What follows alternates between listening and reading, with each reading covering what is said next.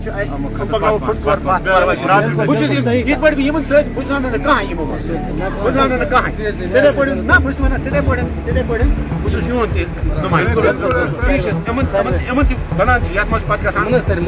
अलग नहीं मुआवजा मिले ना मिले, सबसे बड़ा मुआवजा ये है कि आपका काम, आपका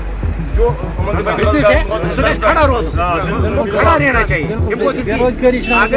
अगर से 10 लाख दुकान अगर से 1 करोड़ दिन मगर अगर के साथ ज्यादती हो रही है, जो डिमोलिशन ड्राइव जो चल रहा है, हम समझ सकते हैं कि अगर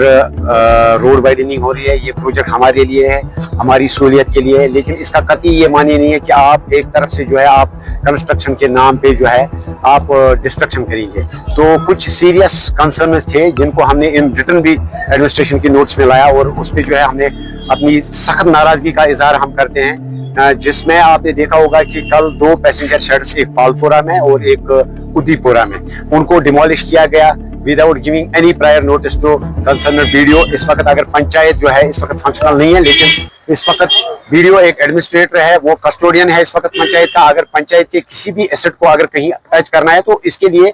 किसी भी कंपनी को या एडमिनिस्ट्रेशन को चाहिए कि वो वीडियो को लिखे। ऐसा जो ड्यू प्रोसीजर है वो फॉलो नहीं किया गया। और साथ ही जो लंगेट टाउन है, यहाँ पे जो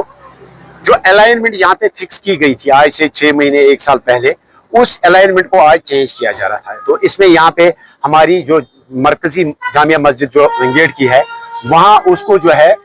फेयर डिस्टेंस नहीं दी जा रही थी इस रोड से। तो ये एक सीरियस इशू था यहाँ पे जो है लंगेट टाउन के जो रेजिडेंट्स हैं खासकर, या एडजेसेंट जो एरियाज के जो है, क्योंकि एक मरकजी जामिया है। तो ये हमने एडमिनिस्ट्रेशन की नोट्स में लाया कि आपने जो पहली जो आपने डिमार्केशन जो फिक्स की है, उसी के मुताबिक आप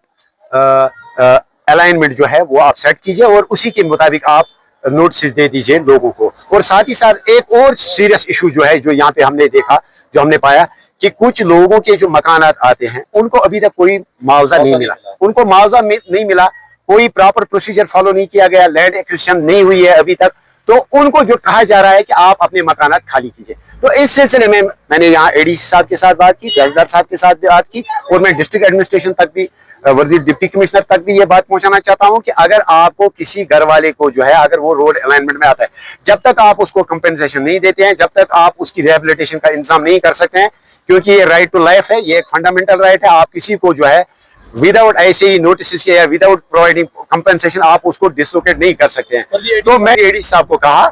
कि ये एमएलएज और अफसरान के लिए ये क्वार्टर्स नहीं होते हैं। अगर ऐसी कुछ इमरजेंसी है तो बाज़ाब्ता आप उस शख्स के साथ डिस्कस करके, अगर उसकी कंसेंट है, अगर ये मकान वाले अगर तैयार होते हैं, अगर उनके साथ नेगोशिएशन सही से होती है, तो उसके बाद वो कहीं सरकारी अकोमोडेशन में उनको तब तक रिहेबिलिटेट करें जब तक वो अपना कोई दूसरा। जाहिर सी बात है, फिर लोगों ने मुझे किस लिए वोट दिया? अगर डिमांड फुलफिल नहीं होंगे तो हम करने नहीं देंगे। ये कोई